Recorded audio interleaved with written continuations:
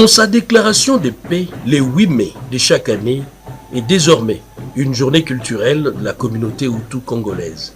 2026 a été déclarée année de la paix et de l'unité en République démocratique du Congo. Et quelle est la prétention de l'ethnie Hutu comme contribution à l'avenir de la RDC? Elle se fera certainement par la culture, la science et l'innovation. La culture, c'est d'abord notre langue, le Kihutu. La culture, c'est la somme de toutes les meilleures productions humaines, qu'elles soient intellectuelles, scientifiques, morales, spirituelles, religieuses, artistiques, esthétique et éthique au sein d'une société donnée pour faire face aux défis des temps présents et accéder ainsi à la dignité, à la paix et au bonheur. La culture, c'est la somme de toutes les beautés et de toutes les bontés du monde qui se manifestent par le travail et les œuvres de l'esprit, de cela qui, hommes et femmes, donnent le meilleur d'eux-mêmes pour que nous vivions dans l'effort pour le bien commun, dans la joie de vivre et de vivre ensemble, d'être solidaires dans l'espoir de transmettre à nos enfants et petits-enfants un héritage digne dont ils seront fiers et qu'ils s'empresseront à leur tour à transmettre à leurs propres enfants et petits-enfants pour une paix définitive et un paradis qui n'aurait jamais dû être perdu.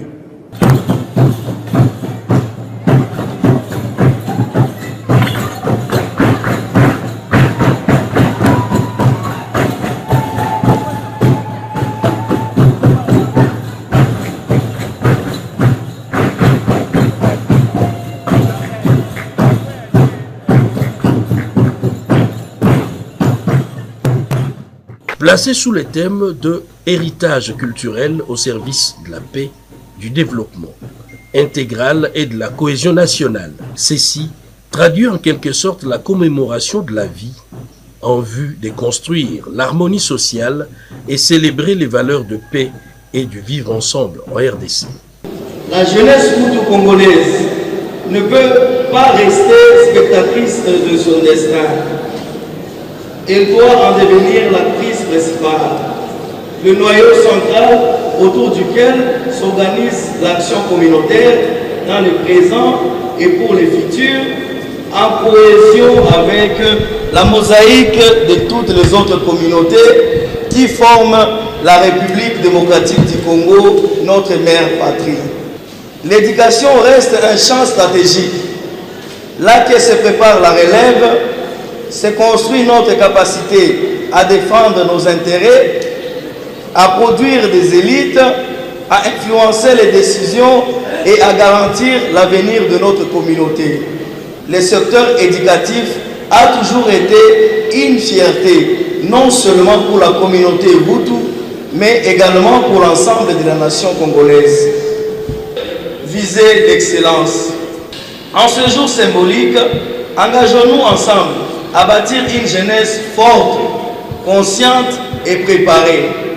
une jeunesse capable de faire face aux défis présents, mais surtout de construire un avenir digne pour notre communauté.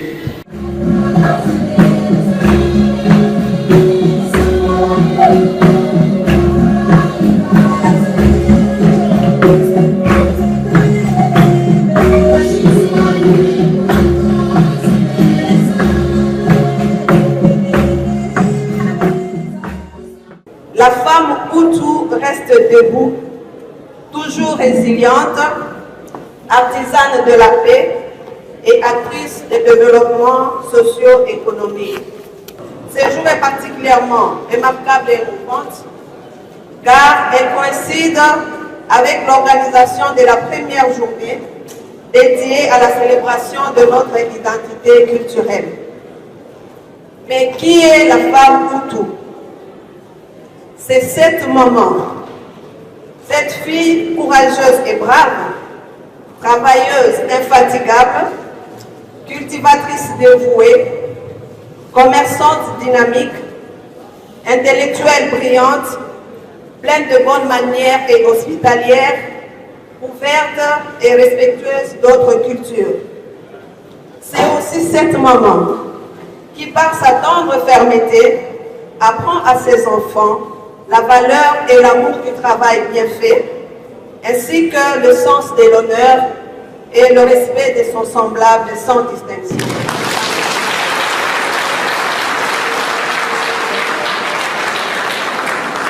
L'intercommunauté du Nord Kivu à Kinshasa a le réel plaisir et un profond sentiment de joie de prendre la parole à ce moment où l'association culturelle Igisenge célèbre le 8 mai comme journée nationale de l'ethnie Hutu congolaise.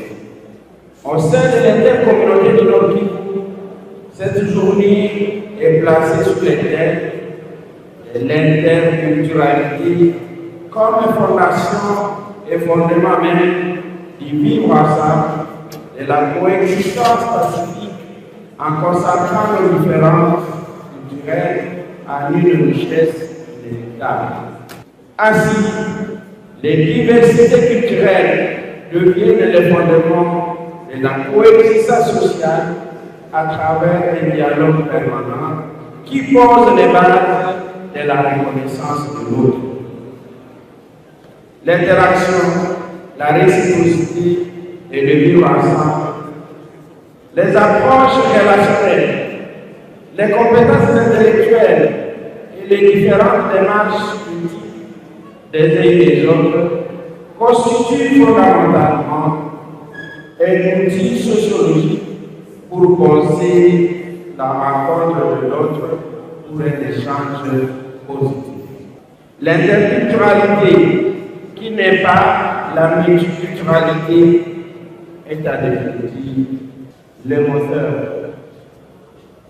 de la promotion du développement, du progrès, de la dignité humaine et de la paix de tous pour tous ensemble. Notre richesse se trouve dans notre diversité. Je voudrais remercier ici solennellement le président de la République, chef de l'État, qui m'a confié la charge des affaires coutumières de toute la République. Vous imaginez un peu la lourdeur de sa présence.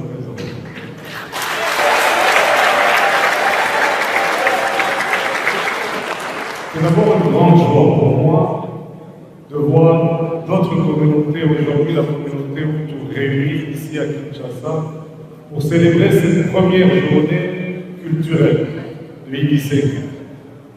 Je me tiens ici devant vous en tant que Mwami Misha, et c'est pour moi une très grande fierté de constater une telle assemblée. Le fait de s'autodéterminer comme Hutu n'est pas une séparation, n'est pas un souci de s'éloigner des autres communautés. C'est d'abord le souhait de se connaître soi-même, de s'affirmer dans notre culture et de tendre la main à d'autres communautés pour un partage. C'est l'essentiel du message, je pense, que l'on cherche à faire passer au sein de la communauté, et contrairement peut-être à à ce que d'autres peuvent penser. Premier évêque du diocèse de Goma, le tout premier prêtre et évêque noir du Kivu, les tout premiers abbés noirs du Kivu sont tous Bahutu.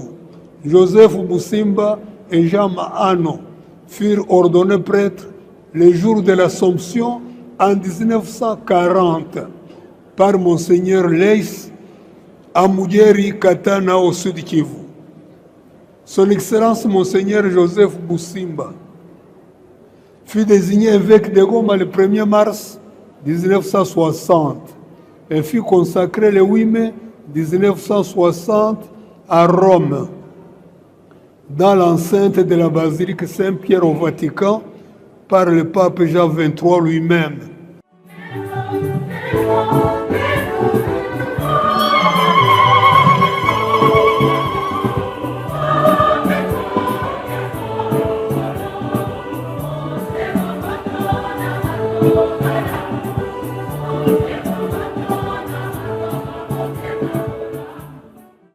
Comme contribution à l'avènement du Congo. Et comme nous le savons, les Rutshuru, les Massissi, où vivent la majorité des Hutus congolais, il est toujours à côté de Muhundé, de Mutussi, de Murega, que je suis, de Muhundé, de Munandé, de Munyanga, de Mukwame, de Mukumu. Donc, c'est ça la réalité. Et en quoi les Hutus, aujourd'hui, peut contribuer, peut donner comme contribution pour l'avènement à ce moment d'un Congo plus meilleur qu'avant.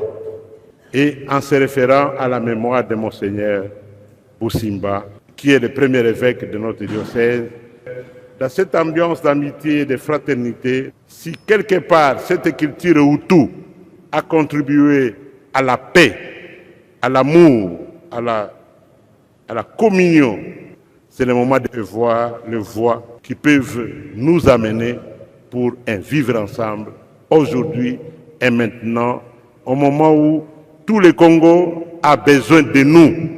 C'est-à-dire le salut, le royaume de Dieu est préparé pour nous tous et que toutes nos valeurs culturelles valent pour participer à la construction du royaume de Dieu. Cette journée est perçue comme un moment de partage, d'inspiration et d'engagement pour une paix durable en République démocratique du Congo, le cœur de l'Afrique. Dans mes petites recherches, j'ai quitté la région des Grands Lacs pour aller chez les Mongo, où j'ai retrouvé ces termes-là. Les Mongo disent Bahutu, ou bien Baoto, ils prononcent aussi Baoto. Chez les Mongo, ça veut dire les seigneurs. Bahutu, chez les Mongo, c'est les seigneurs ou les hommes accomplis.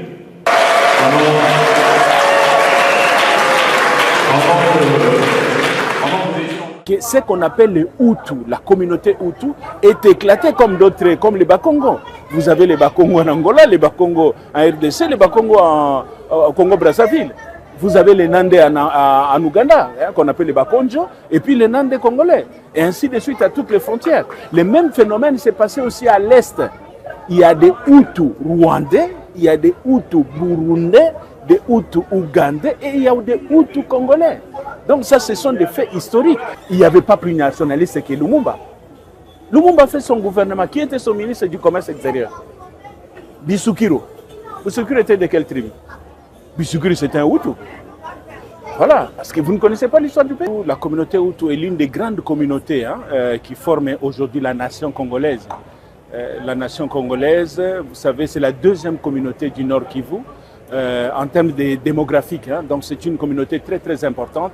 Donc aujourd'hui, ils ont décidé de fêter le 8 mai comme la journée culturelle de la communauté Hutu. Et comme moi, je m'intéresse à la culture congolaise en général, donc voilà, c'est avec plaisir que j'ai répondu à l'invitation.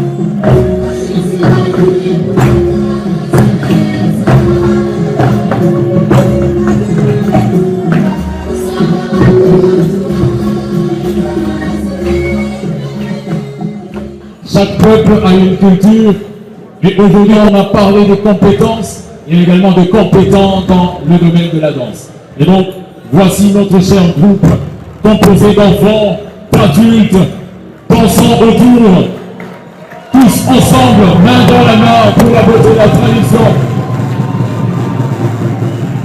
Je crois qu'il est revenu que nous transcendions nos blessures du passé.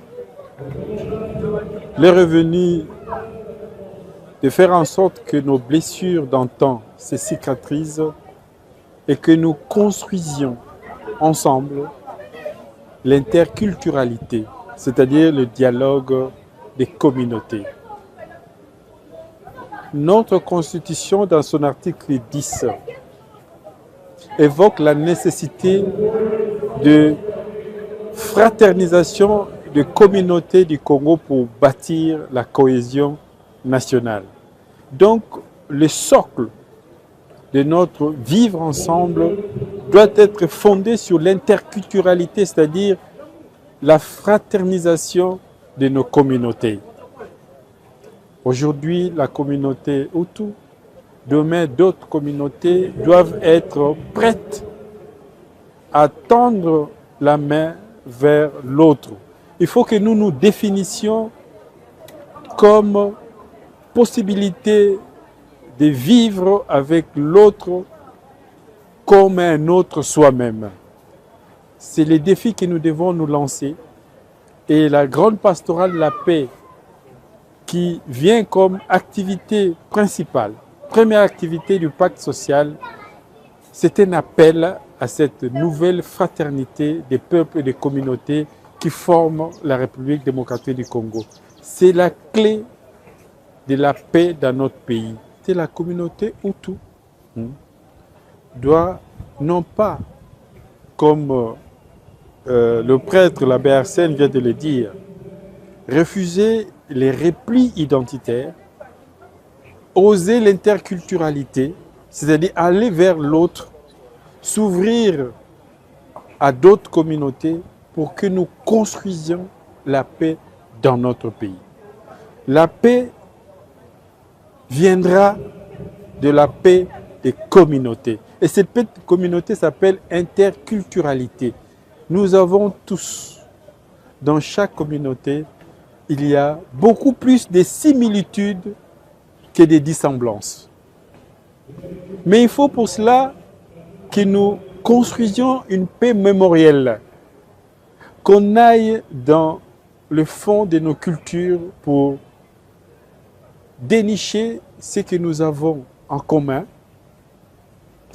fructifier et avec lucidité faire le point sur nos différences et les transcender. C'est le défi de la paix dans notre pays. Le moment est venu de construire le bien vivre ensemble congolais comme ciment du développement et du bien vivre ensemble que nous devons léguer à nos enfants et à nos arrière-enfants.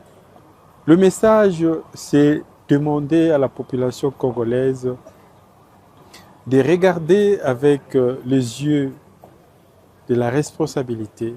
Il faut que nous fassions confiance les uns envers les autres. Il faut que nous nous définissions tous comme chaque Congolais est l'autre moi-même. Chaque Congolais est un frère, chaque Congolaise est une sœur. Au-delà de nos différences, saisissons-nous de nos dissemblances, de nos ressemblances pour accélérer la construction de la cohésion nationale. Et c'est cette cohésion qui nous permettra de bâtir le développement. Et c'est ce développement qui va reconstruire la fierté de l'humanité que nous représentons au cœur de l'Afrique. On l'a appelé Nyiragongo lorsqu'il a été réfugié. Et maintenant, pour réparer le monde, de le voir cracher du feu. On l'appelle Nyamulagira, Vissoké et peu d'autres montagnes qui émerveillent et gardent notre mémoire. L'os du plus célèbre Hutu ne se cache qu'auprès de ce mystère. Idata, Inyamata, toutes ces rivières qui nous chantent matin, midi et soir, rappellent qu'un Hutu prenne aussi. Oui, ils prennent. Hommage à héros qui ont servi notre pays. Et s'ils continuent toujours à servir notre pays sans relâche, leur courage prouve qu'un peuple peut se tenir debout, même dans une grande tempête. Appelle-moi autour si parfois tu m'oublies. Appelle-moi autour pour bâtir ensemble. Appelle-moi autour, c'est le nom des peuples résilients. Alors, Amahoro pour tous.